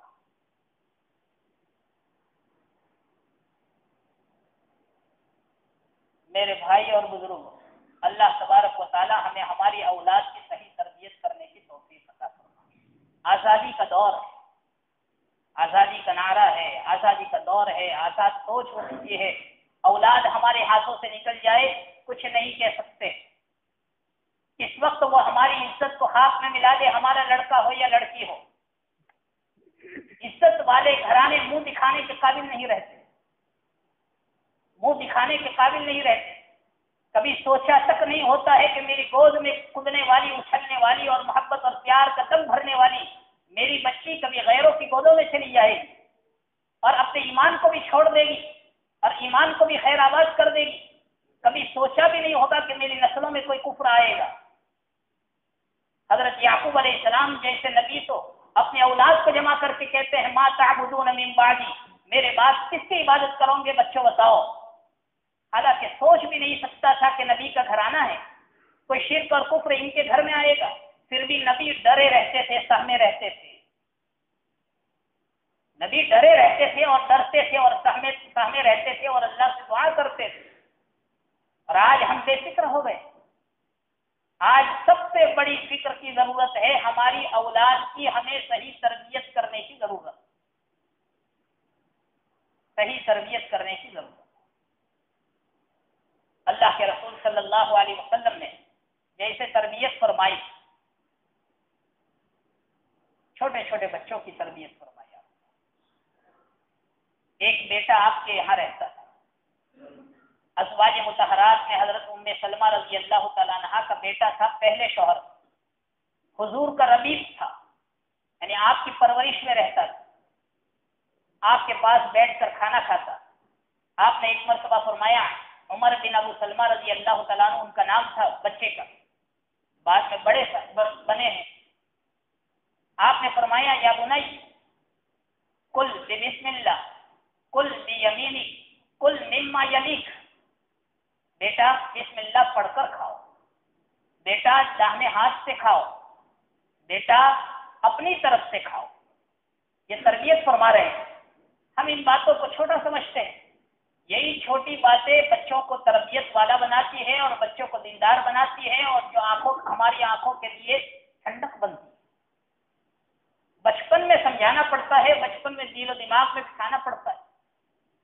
علی بن حسین رضی اللہ تعالیٰ عنہ، حضرت حسن رضی اللہ تعالیٰ عنہ آپ کے نواسے، ایک مرتبہ صدقے کی ایک کھجور منہ میں ڈال دی، آپ نے فرمایا کخ کخ، عربی میں کہتے ہیں اس کو تھو تھو کو، بیٹے سے ڈلوا دیا۔ آپ نے فرمایا یہ صدقے کی کھجور ہے، کھانے نہیں دیا آپ نے۔ یہ تربیت ہے۔ معمولی معمولی چیزوں پر بھی آپ نے تربیت فرمائی، اور ہمارے یہاں بھی جتنے بڑے بنے ہیں تربیت سے بڑے بنے ہیں۔ باپ نے تربیت کی، ماں نے تربیت کی۔ حضرت شیخ الحدیث مولانا زکریا صاحب نور اللہ مرکزہ ویسے ہی بڑے نہیں بنے، ان کے والد کی کتنی مار کھائی، ان کی والد کی کتنی کڑوی کسیلی سنی، حضرت مولانا یحییٰ صاحب ان کے والد تھے، سہارنپور کے استاد تھے، حضرت گنگوئی رحمۃ اللہ علیہ کے خادم خاص تھے۔ ایک مرتبہ اپنے بیٹے یہی حضرت مولانا زکریا سے جب چھوٹے تھے یہ کہا کہ بیٹا تکیہ لاؤ، تو بیٹے نے اتنا صرف کہا کہ میرا تکیہ لاؤ ابا، اس پر بھی زور سے تھپڑ مارا، اس پر بھی تھپڑ مارا حضرت نے، اور فرق سمجھایا کہ ابھی سے میری جائیداد کا مالک بن گیا تھا اور کہہ رہا ہے کہ میرا تکیہ لاؤ۔ یہ تربیت چھوٹی چھوٹی بات پر کہ یہ چھوٹی بات بڑے ہو کر کیا بن سکتی ہے۔ حضرت مولانا محمد عمر صاحب نور اللہ مرقدہ جو بنے ماں کی تربیت سے بنے۔ حضرت فرماتے تھے، کئی مرتبہ فرمایا، آخری سفر میں بھی حضرت نے فرمایا، بس آخری سفر میں گاؤں میں بیان کرتے ہوئے کہ میں جب چھوٹا تھا، بچہ تھا، میری والدہ قیامت کے قصے سناتی، اللہ تعالیٰ زمین کو مٹھی میں لے لیں گے، آسمان کو داہنے ہاتھ میں لپیٹ لیں گے۔ دوسری حدیث میں ہے کہ اللہ تعالیٰ آسمان کو ایک انگلی پر رکھیں گے، زمین کو ایک انگلی پر رکھیں گے اور ہلائیں گے اور فرمائیں گے بتاؤ آج بادشاہ کہاں گئے دنیا کے، انا الملک این ملوک الارض۔ یہ قیامت کے نقشے بیان کرتے میری والدہ۔ ایک دن ایسا ہوا کہ میں چارپائی پر سویا ہوا تھا، رات کو میں جب کروٹ بدلنے گیا تو نیچے گر گیا، نیند کی گہری نیند کی حالت میں نے چیخنا چلانا شروع کر دیا، امی قیامت آ گئی۔ اس لیے کہ قیامت کا منظر میری والدہ نے بیان کیا تھا سوتے وقت، امی قیامت آ گئی۔ میری والدہ اٹھی کہ محمد عمر قیامت نہیں آئی ہے، تم چارپائی سے نیچے گرے۔ یہ تھی والدہ کی تربیت۔ حضرت امام غزالی رحمۃ اللہ علیہ، ان کی والدہ بھی ایسی ہی، والد کا سایہ سر سے اٹھ چکا تھا، یتیمی میں ان کی بھی پرورش ہوئی ہے۔ حضرت مولانا کے والد کا سایہ بھی اٹھ چکا تھا، ماں نے ہی پرورش کی ہے اور ماں نے ہی تربیت کی۔ امام غزالی رحمۃ اللہ علیہ بڑے عالم بنے، بڑے عالم بننے کے بعد امامت کراتے تھے۔ انہوں نے ایک مرتبہ اپنی امی سے یہ کہا کہ ماں، لوگ مجھے بڑا عالم سمجھتے ہیں، میرے پیچھے نماز پڑھتے ہیں، لیکن میرا چھوٹا بھائی نماز نہیں پڑھتا۔ تو ماں نے تاکید کی کہ تم بھی نماز پڑھو پیچھے، تو چھوٹے بھائی نے نماز پڑھی ماں کے حکم سے، اور ایک رکعت نماز پڑھی، دوسری رکعت چل رہی تھی اور رکوع میں ہی اپنے بھائی کو امامت کی حالت میں چھوڑ کر نماز چھوڑ کر، تو امام صاحب کی بے عزتی، دیکھو تمہارے بھائی پیچھے نماز نہیں پڑھتے، آج آئے تھے تو بھی توڑ کر چل دیے۔ ماں کے سامنے شکایت، ماں نے یہ پوچھا کہ ایسا کیوں ہوا؟ تو چھوٹے بھائی نے یہ بتایا کہ بھائی سے پوچھو، پہلی رکعت میں تو ان کی توجہ اللہ کی طرف برابر تھی، اور دوسری رکعت کے اندر ان کی توجہ مسائل کی طرف چلی گئی، اور وہ بھی نفاق کے مسائل کی طرف۔ نماز سے پہلے کتاب پڑھ رہے تھے، فقہ کی کتاب، مسائل کی کتاب، اور اس میں نفاق کے مسائل پڑھے، انہی مسائل کی طرف ذہن چلا گئے۔ تو بھائی سے پوچھو۔ تو میں نے کہا جب میرے بھائی کی توجہ اللہ کی طرف نہیں رہی تو میں اس کے پیچھے کیا نماز پڑھوں؟ اندازہ لگائیے چھوٹے بھائی کے بھی حال کا۔ امام غزالی تو مشہور ہے ہی، یہ ماں کی تربیت کا نتیجہ تھا۔ دونوں کو ڈانٹا ماں نے بڑے بھائی کو ڈانٹا امام غزالی سے کہ نماز پڑھتے ہو اور اللہ کی طرف توجہ نہیں رکھتے ہو اور مسائل کی طرف توجہ لے جاتے ہو، اور چھوٹے بھائی کو ڈانٹا کہ تم دوسروں کے دلوں کو ٹٹولتے رہتے ہو۔ کشف ہوا کہ دوسروں کے دلوں کو ٹٹولتے رہتے ہو۔ یہ مائیں تھی، جب مائیں ایسی تھی تو ان کی گودوں سے پلنے والے اور ان کی گودوں میں پرورش پانے والے بھی وقت کے زمانے کے امام ہوا کرتے ہیں، امام غزالی رحمت اللہ علیہ۔ اس لیے میرے بھائیوں، تربیت کی ضرورت ہے۔ جب تربیت کریں گے تو انشاءاللہ یہی اولاد ہمارے لیے آنکھوں کی ٹھنڈک بنے گی، یہی اولاد ہمارے لیے آنکھوں کی ٹھنڈک بنے گی۔ ٹھیک ہے، اپنی جگہ پر بعض مرتبہ تربیت کرنے کے باوجود بھی ان کی قسمت میں اگر ماں باپ کی خدمت نہیں رہی ہے تو یہ پھوٹی قسمت، جیسے آج کل بہت سے ہوتا ہے، سمجھدار اولاد ہونے کے बावजूद, नमाजी होने के बावजूद, दीनदार होने के बावजूद अपनी बीवी की बातों में आकर, किसी और की बातों में आकर, अपने शैतान के वसवसों में आकर अपने माँ बाप को लात मार देते हैं। कुरान तो कहता है ववस्सैनल इंसान बिवालिदैहि हुस्ना, हमने ताकीदी हुक्म दिया है इंसान को कि अपने माँ बाप के साथ हुस्न सलूक करे। दूसरी जगह तो कुरान कहता है कि काफिर माँ बाप हो फिर भी उनके साथ हुस्न सलूक करो, वसाहिबहुमा फिद दुनिया मारूफा, दुनिया के एतबार से दुनिया के अंदर तो इनके साथ अच्छा बर्ताव करना है, चाहे काफिर ही क्यों ना हो। और आज हमारे माँ बाप तो काफिर नहीं है। अब इंसान की खिदमत करने का हुक्म दिया गया है। प्यासे कुत्ते को पानी पिलाने पर एक फाहिशा औरत की मग़फ़िरत हो जाती है। एक कुत्ते को पानी पिलाने पर फाहिशा औरत की मग़फ़िरत हो जाती है। और आज दीनदार मुसलमान इंसान और प्यासा हो और हमारे पास पानी पिलाने का वक्त न हो, दवाई पिलाने का हमारे पास वक्त न हो, दो मीठे बोल बैठकर बोलने की तौफीक हमारे पास न हो, इससे ज्यादा महरूमुल किस्मत कौन हो सकता है। और यही नतीजा है कि हमारे कारोबार में बरकत नहीं है। हमारे लिए औलाद हमारे लिए दर्द सर बनी हुई है, हमारे लिए दर्द सर बनी हुई है। आज बोझ समझे हुए हम, सादत समझकर खिदमत नहीं करते हैं। समाज और मुआशरे की शर्मा हुजूरी में हम खिदमत कर रहे हैं। समाज क्या कहेगा? मुआशरे में मैं मुंह दिखाने के काबिल नहीं रहूंगा, मेरे खानदान को मुंह दिखाने के काबिल नहीं रहूंगा। मेरे भाइयों, ऐसी खिदमत पर मिलेगा क्या? ऐसी खिदमत पर जो दुनिया के लिए हो, दुनिया की शर्मा हुजूरी में खिदमत कर रहे हो, इस पर क्या सवाब मिलेगा? सादत समझकर हमें खिदमत करनी चाहिए कि इन्होंने मुझे पाला है, पोसा है। और कुरान में जहां जहां अल्लाह ने अपनी इबादत का हुक्म दिया है, कई जगहों में अल्लाह ने फौरन यह हुक्म दिया, अपने माँ बाप की खिदमत करो, अपने माँ बाप के साथ हुस्न सलूक करो, अपने माँ बाप को ऊह भी मत कहो, उफ भी मत कहो, ताकि ये हुक्म दिया। हजरत मौलाना तक़ी उस्मानी साहब दामत बरकातुहुम फरमाते हैं, एक शख्स का इंतकाल हो रहा है, कलमा नहीं पढ़ा जा रहा है। बुजुर्ग के पास आए, बुजुर्ग के पास, बुजुर्ग से कहा कि मेरे वालिद से कलमा नहीं जारी हो रहा है। बुजुर्ग ने फरमाया, जाओ, तुम्हारे बाप से तुम्हारे बाप की माँ यानी तुम्हारी दादी नाराज है, इस वजह से कलमा जारी नहीं हो रहा है, कहो कि माफी मांग, कहो कि माफी मांग। मेरे भाइयों, एक जगह पर लिखा है, एक बुजुर्ग थे, बहुत बड़े बुजुर्ग, नफली हज करने का शौक हुआ, नफली हज करने का शौक हुआ। माँ नाराज है, माँ हमेशा मना कर रही है, आइंदा साल देखना, आइंदा साल दुनिया में न रहूं तो फिर जाना, अब मुकद्दर में जिंदगी है। दूसरे साल फिर दिल मचल रहा है, तीसरे साल फिर दिल मचल रहा है। एक दिन हिम्मत करके माँ को नाराज करके यह हज के लिए रवाना हो। उस वक्त पैदल सफर होता था। बगदाद में पहुंचे, बगदाद के करीब एक गांव में,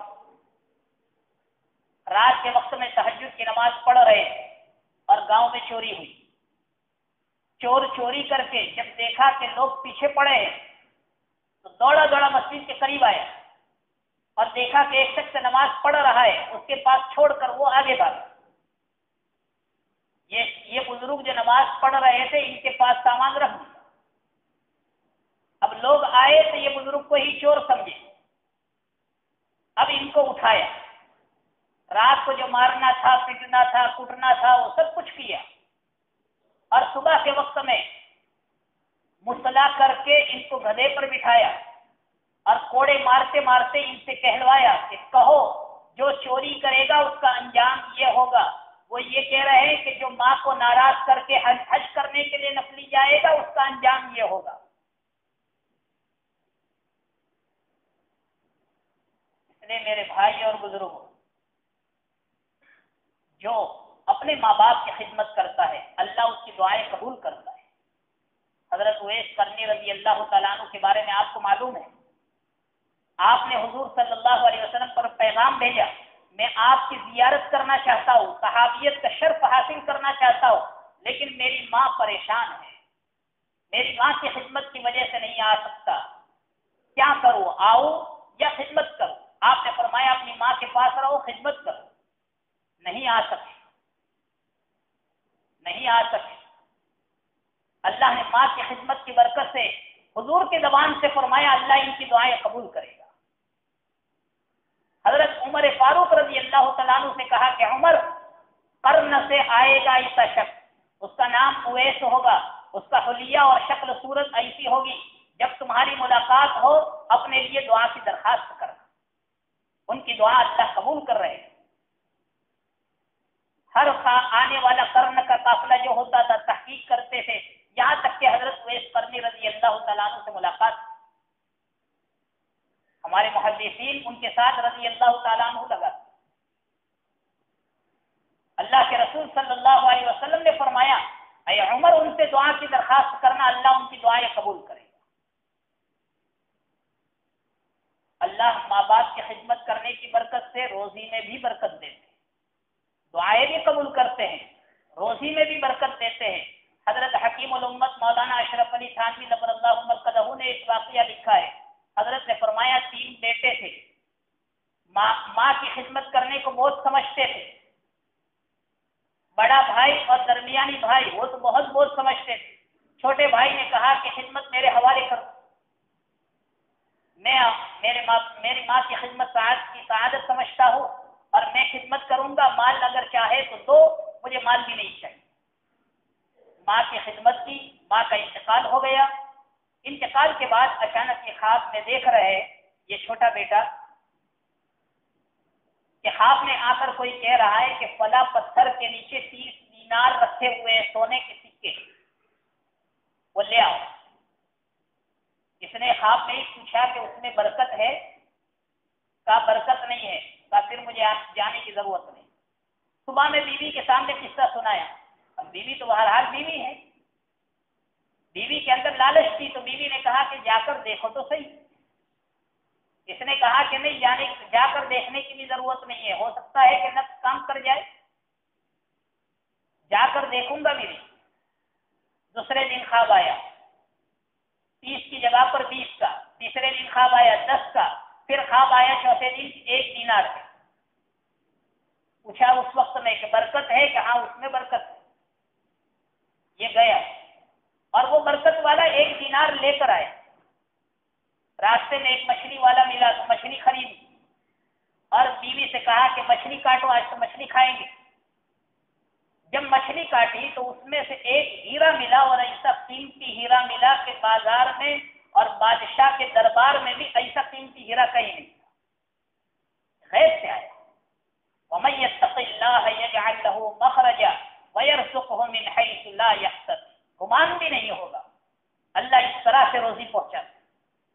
زندگی بھر بیٹھے بیٹھے اس آدمی نے اپنی زندگی بسر کی، اس کو کہتے ہیں برکت والی روزی اللہ دیتے ہیں، اور ماں کی اور باپ کی خدمت کی بنیاد پر، ماں باپ کی خدمت کی بنیاد پر اللہ روزی میں بھی برکت دیتے ہیں، اس کی دعائیں قبول کرتے ہیں، اس کے عمر میں بھی برکت دیتے ہیں۔ اس لیے میرے بھائی اور بزرگوں، ہمیں پڑوسی کا حق ادا کرنے کی ضرورت ہے۔ آج پڑوسی کے اعتبار سے بھی بہت ہم سے سستی ہوتی ہے، حق تلفی ہوتی ہے، حالانکہ اللہ کے رسول صلی اللہ علیہ وسلم نے فرمایا کہ پڑوسی کا حق ادا کرو، اور مجھے جبرائیل نے اتنی تاکید فرمائی ہے کہ مجھے شک ہونے لگا کہ جس طرح سے اولاد کو وراثت میں شریک کیا جاتا ہے، شاید پڑوسی کو بھی وراثت میں اللہ کی جانب سے حکم آ جائے گا اور اس کو بھی وراثت میں شریک کر دیا جائے گا۔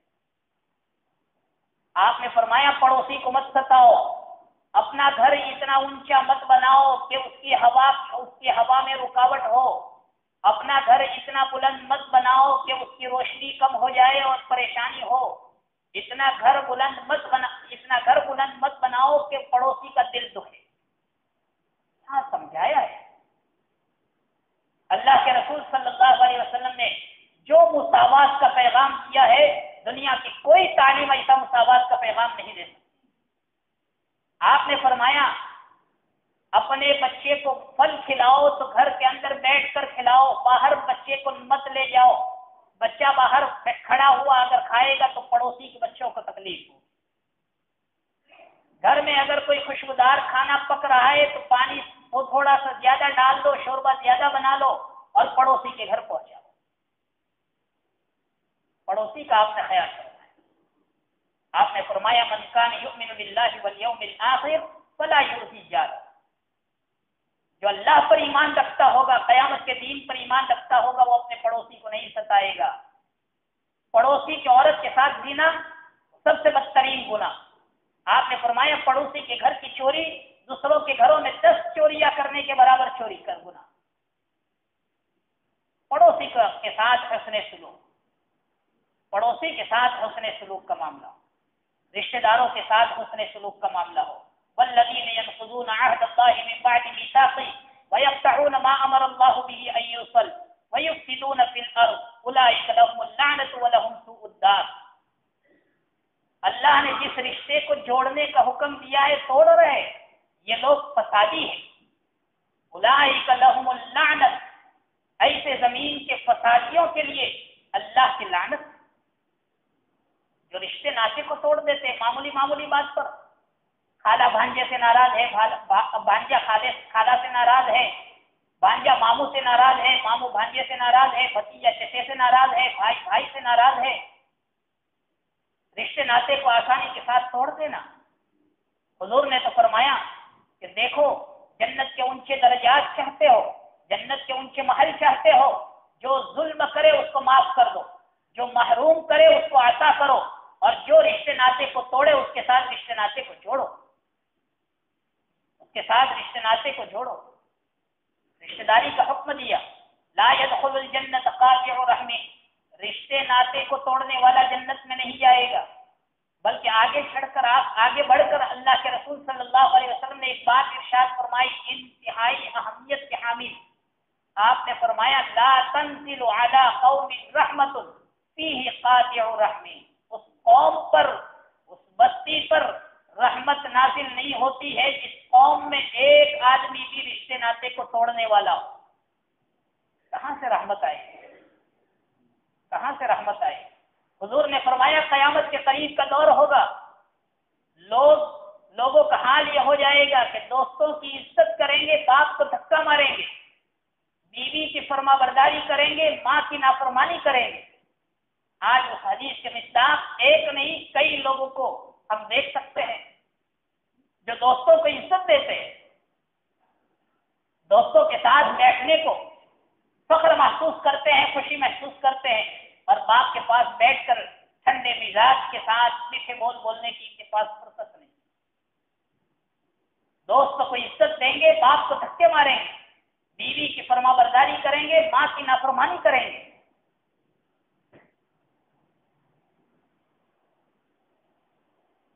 حضرت مولانا ابرار صاحب دلیوی نور اللہ مرقدہ جو سر کے شیخ العزیز تھے، حضرت نے فرمایا ایک مرتبہ ایک بزرگ ایک قبر کے پاس سے گزرے، قبر میں سے گدھے کی طرح چلانے کی آواز آ رہی، گدھے کی طرح سے چلانے کی آواز آ رہی. پوچھا کہ کس کی قبر ہے؟ تو کہا پڑوس میں ایک بڑھیا ہے، اس سے پوچھو اس کے رشتے دار کی. بڑھیا سے پوچھا تو بڑھیا نے کہا کہ میرے ہی قریبی رشتے دار کی، اور یہ شراب پیتا تھا، سب کو پریشان کرتا تھا. تو میں ڈانٹتی تھی اس کو، میں اس کو ڈانٹتی تھی اس کی اصلاح کے لیے، تو وہ مجھے جواب دیتا تھا کہ وہ گدھی چپ ہو جا. مرنے کے بعد روزانہ کچھ لوگ وہاں سے آواز سنتے ہیں گدھے کی طرح سے چیخنے.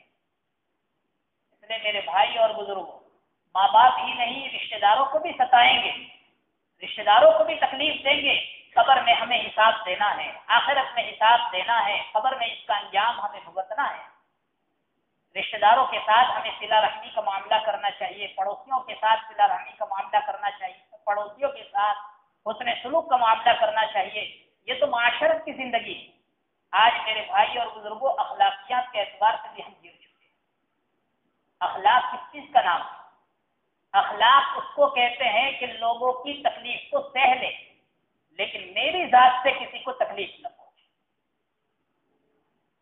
لوگوں کی طرف سے پہنچنے والی تکلیف کو میں سہ لوں، میری ذات سے کسی کو تکلیف نہ پہنچے اس کا خیال، میری زبان بچھو کی طرح سے ڈنک مارنے والی نہ ہو، میرا دل بھیڑیے جیسا نہ ہو کہ ہر ایک کے بارے میں برا سوچ رہا ہو، میری زبان سے جھوٹ نہ نکل رہا ہو، چغلی نہ نکل رہی ہو، غیبت نہ نکل رہی ہو، میرا دل ہر ایک کے بارے میں صاف ہو، کینہ لیے ہوئے نہ ہو۔ اس کا نام ہے اخلاق۔ آج اخلاق کے اعتبار سے بھی ہم گر چکے، ہر ایک کو دیکھو تو غیبت کر رہا ہے، ماں باپ اولاد کی غیبت کر رہے ہیں، اولاد ماں باپ کی غیبت کر رہے ہیں، بھائی بھائی کی غیبت کر رہا ہے، پڑوسی پڑوسی کی غیبت کر رہا ہے، رشتہ دار کی غیبت کر رہے ہیں، چوراہے پر دوست کی غیبت کر رہا ہے، بڑا چھوٹے کی غیبت کر رہا ہے۔ حالانکہ حدیث میں آتا ہے معراج کے موقع پر حضور نے دیکھا کہ کچھ لوگ اپنے ناخنوں سے اپنے منہوں کو نوچ رہے، اپنے چہروں کو نوچتے ہوئے حضور نے دیکھا تو پوچھا کہ یہ لوگ کون ہیں؟ تو حضرت جبرائیل نے فرمایا کہ اپنے ناخن سے اپنے چہروں کو نوچنے والے یہ غیبت کرنے والے لوگ ہیں، اور یہ لوگ قیامت کے دن جب جنت کے اندر جانے کے لیے بھی پل صراط پر سے ہو کر گزرنا ہوگا، پل صراط پر ان کو روک دیا جائے گا کہ جس کی غیبت کی ہے پہلے اس سے معافی مانگو، اس کے بعد جاؤ گے آگے۔ جب تک وہ معاف نہیں کرے گا تب تک روک دیے جائیں گے۔ غیبت کرنے والے کے بارے میں آپ نے فرمایا کہ الغیبۃ اشد من الزنا، زنا سے بھی زیادہ بدتر۔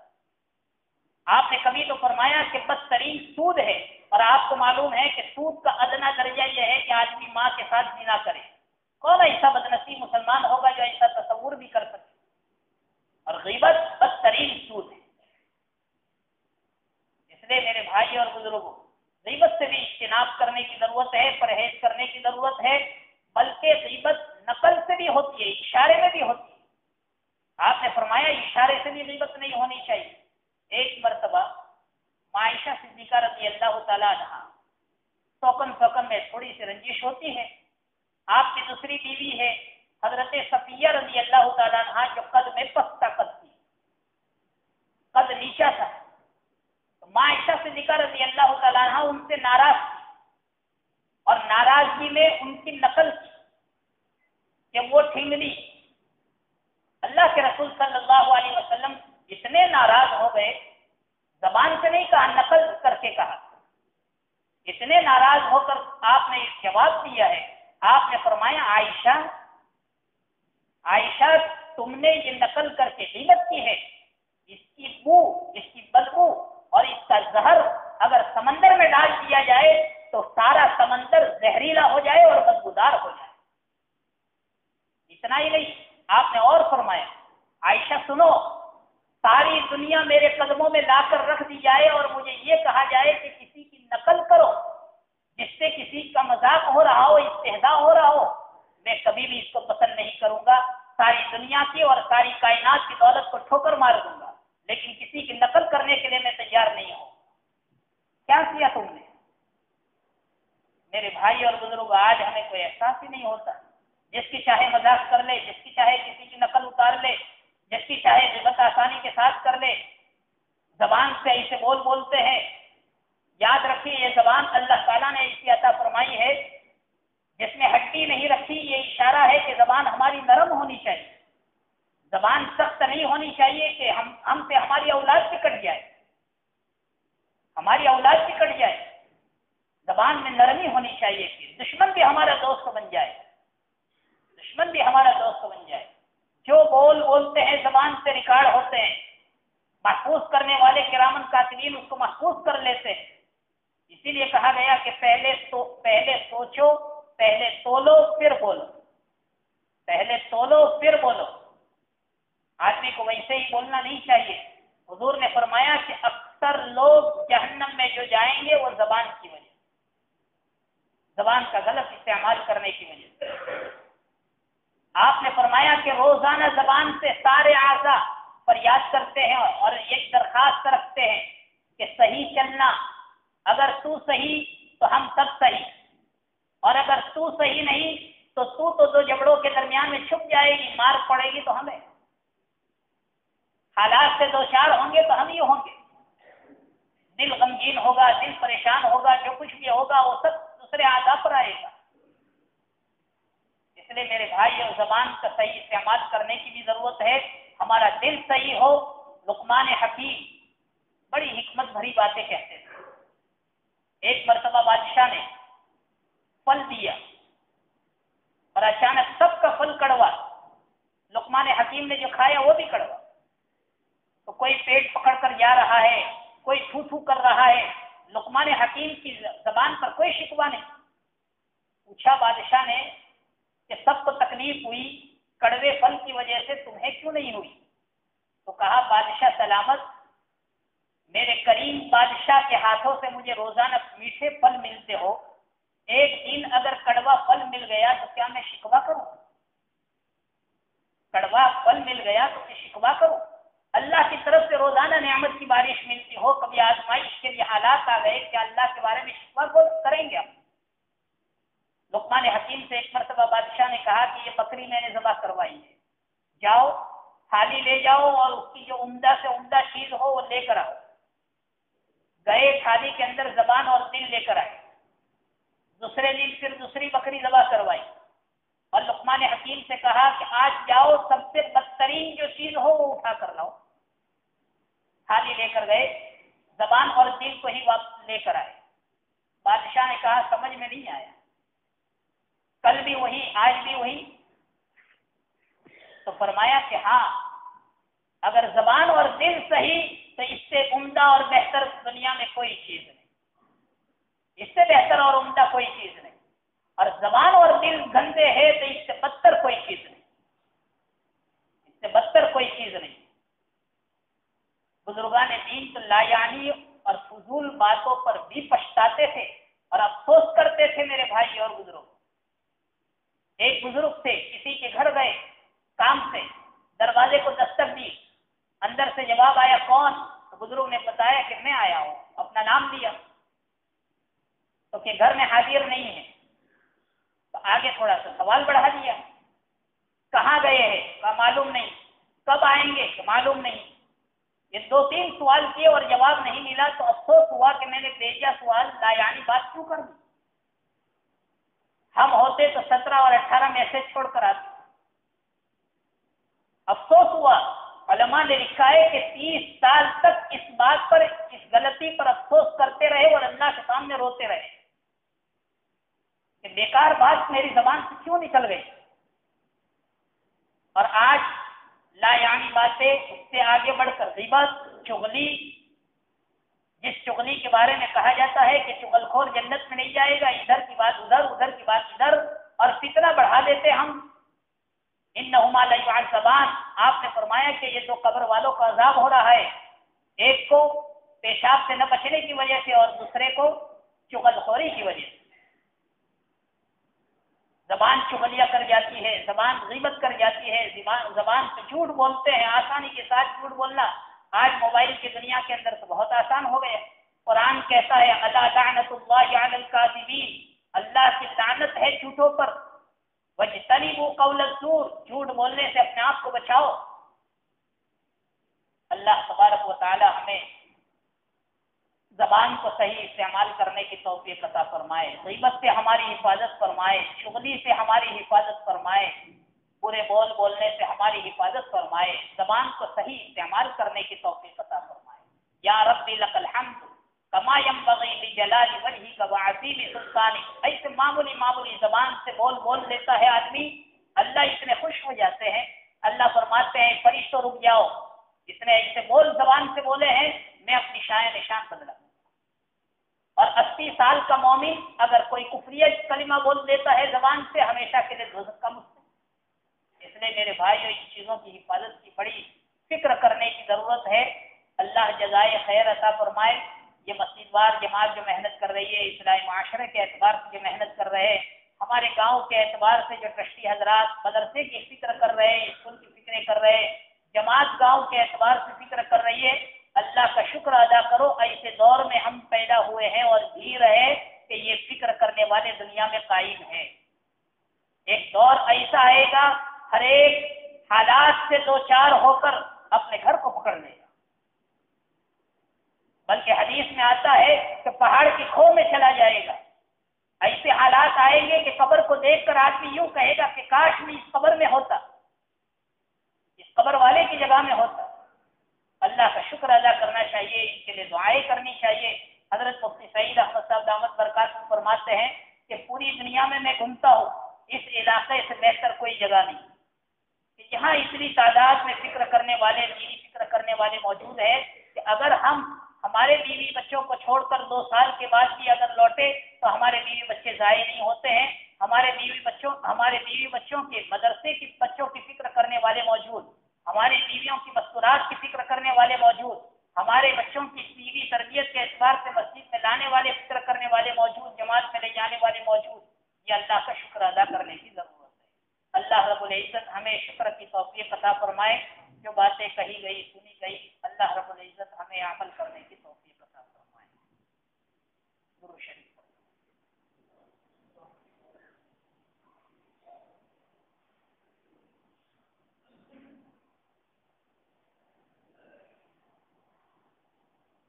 الحمدللہ رب العالمین۔ اللهم صل على سيدنا مولانا محمد وعلى آل سيدنا مولانا محمد وبارك وسلم۔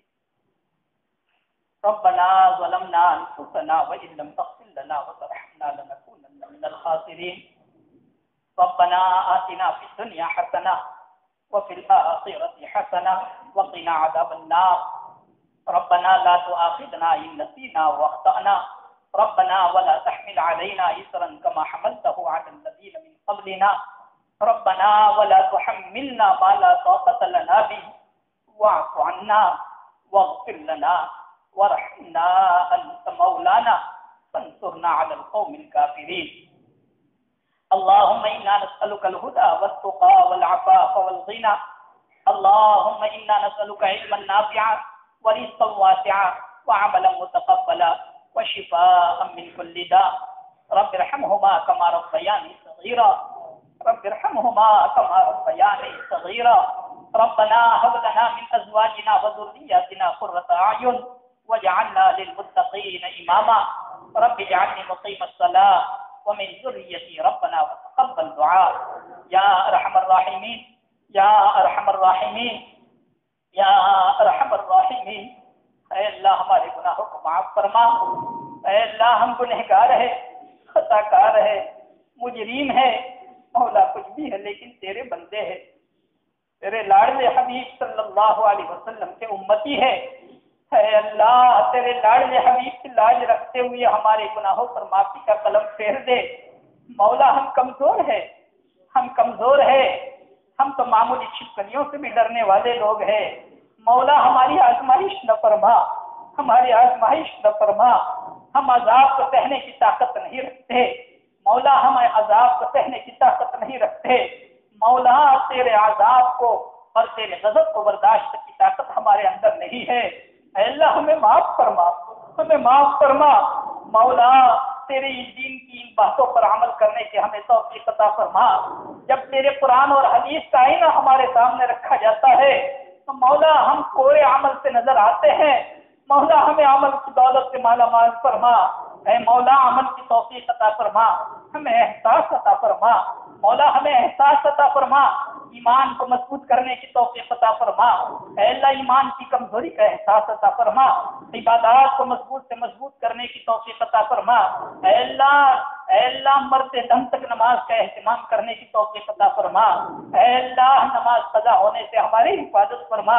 اے اللہ روزوں کا، زکوٰۃ کا، حج کا اہتمام کی توفیق عطا فرما۔ اے مولا اسلامی معاشرت کو زندہ فرما۔ اے اللہ ہر ایک کے حق کو ادا کرنے کی توفیق عطا فرما۔ مولا کسی کے حق غلطی ہو جائے تو ہمارے طرف سے وکیل و کفیل بن کر ہمیں بری فرما دے۔ اے مولا اپنی طرف سے اس کو راضی فرما دے، مولا اپنی طرف سے ان کو راضی فرما دے۔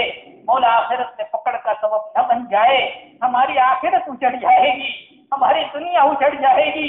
مولا دنیا کو برباد ہونے سے اور آخرت کو برباد ہونے سے ہماری حفاظت فرما۔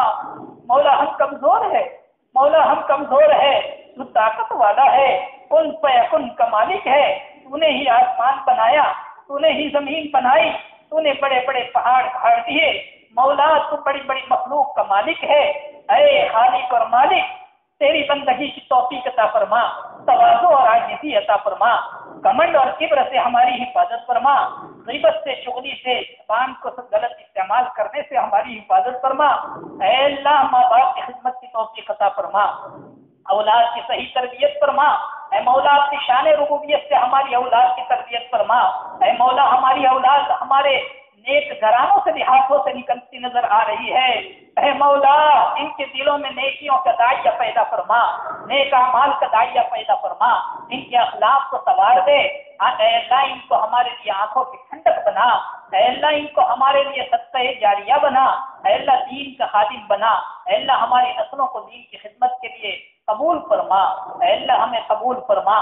ऐ अल्लाह हमें कबूल फरमा। ऐ मौला बदनीयती से हमारी हिफाजत फरमा। ऐ अल्लाह बदनीयती से हमारी हिफाजत फरमा। ऐ अल्लाह तू कबूल फरमा ले। मौला तो हमें कबूल फरमा ले। मौला तो कबूल फरमा ले। मौला मरदूद न फरमा। ऐ अल्लाह तो हमें मरदूद न फरमा। तेरे नेक बंदों में, तेरे मकबूल बंदों में हमें शामिल कर ले। कुरान का इश्क अता फरमा, तेरी मोहब्बत अता फरमा। मौला ये तेरे बंदे तेरी ही निस्बत पर यहाँ जमा हुए हैं। मौला बड़ी कुर्बानी देकर यहाँ जमा हुए हैं।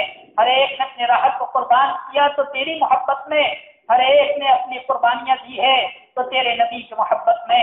ऐ अल्लाह इनकी मोहब्बत को कबूल फरमा, इनकी कुर्बानियों को कबूल फरमा, दीन के जिंदा होने का जरिया बना दे।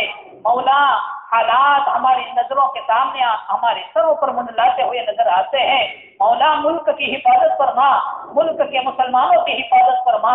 ऐ अल्लाह इस्लाम का बोलबाला फरमा, इस्लाम को हर कच्चे पक्के घर में जिंदा फरमा और दाखिल फरमा। ऐ अल्लाह ईमान की दौलत से तूने नवाजा है। हमारे माँ बाप के घरों में ईमान था, ऐ अल्लाह उनकी बरकत से हमें भी ईमान मिला है। ऐ मौला हमारी औलाद जाए न हो जाए, दूसरों के घरों में जाकर ईमान के सौदे न कर ले। मौला हमारी औलाद की हिफाजत फरमा। ऐ मौला सुबह का मोमिन शाम को काफिर होगा। ऐ अल्लाह तेरे नेक वली फरमाते हैं कि जमाना आ चुका है। मौला हमारे ईमान की हिफाजत फरमा। मौला हमारे ईमान की हिफाजत फरमा। मौला दोज़ख से हमारी हिफाजत फरमा। जन्नतुल फिरदौस का फैसला नसीब फरमा। जन्नतुल फिरदौस का फैसला फरमा। मौत आनी है, मौत का कड़वा घोट हर एक को पीना है। मौला रूह और जान हमारी जिस्म से निकलेगी। मौला कलमा लोग पढ़ा रहे होंगे। मौला शैतान वसवसे डाल रहा होगा, ईमान को छीनने की मेहनत कर रहा होगा। ऐ अल्लाह हमारी हिफाजत फरमा। कलमे वाली मुबारक मौत नसीब फरमा। कलमे वाली मुबारक मौत नसीब फरमा। तेरे नबी ने फरमाया है 1000 तलवार के वार के बराबर सख्ती उस वक्त होती है मौला, लेकिन तेरा ही फरिश्ता खुशबूदार टहनी को लेकर आता है, जिसकी वजह से मोमिन को जरा सा भी एहसास नहीं होता। ऐ मौला हमारी रूह आसानी के साथ रुखसत हो और मौला तू राजी हो, तेरे फरिश्ते राजी हो, तेरे नबी राजी हो। मौला ऐसे अमाल की तौफीक अता फरमा, ऐसे असबाब की तौफीक अता फरमा। बुरी मौत से, बुरे हालत वाली मौत से हम सब की हिफाजत फरमा। ऐ अल्लाह हुजूर पाक सल्लल्लाहु अलैहि वसल्लम ने जितनी भी खैर की लाइन की दुआएं मांगी उसमें हिस्सा नसीब फरमा। जिन शुरूर से आपने पनाह चाहिए उससे हम सब की हिफाजत फरमा। रब्बना तक़ब्बल मिन्ना, रब्बना तक़ब्बल मिन्ना इन्नका अंतस समीउल अलीम व तुब अलैना इन्नका अंतत तव्वाबुर रहीम। व सल्लल्लाहु तआला अला खैरि खल्क़िही मुहम्मदिन व आलिही व सहबिही अजमईन। सुब्हान रब्बिक रब्बिल इज्जति अम्मा यसिफून व सलामुन अलल मुरसलीन वल्हम्दुलिल्लाहि रब्बिल आलमीन।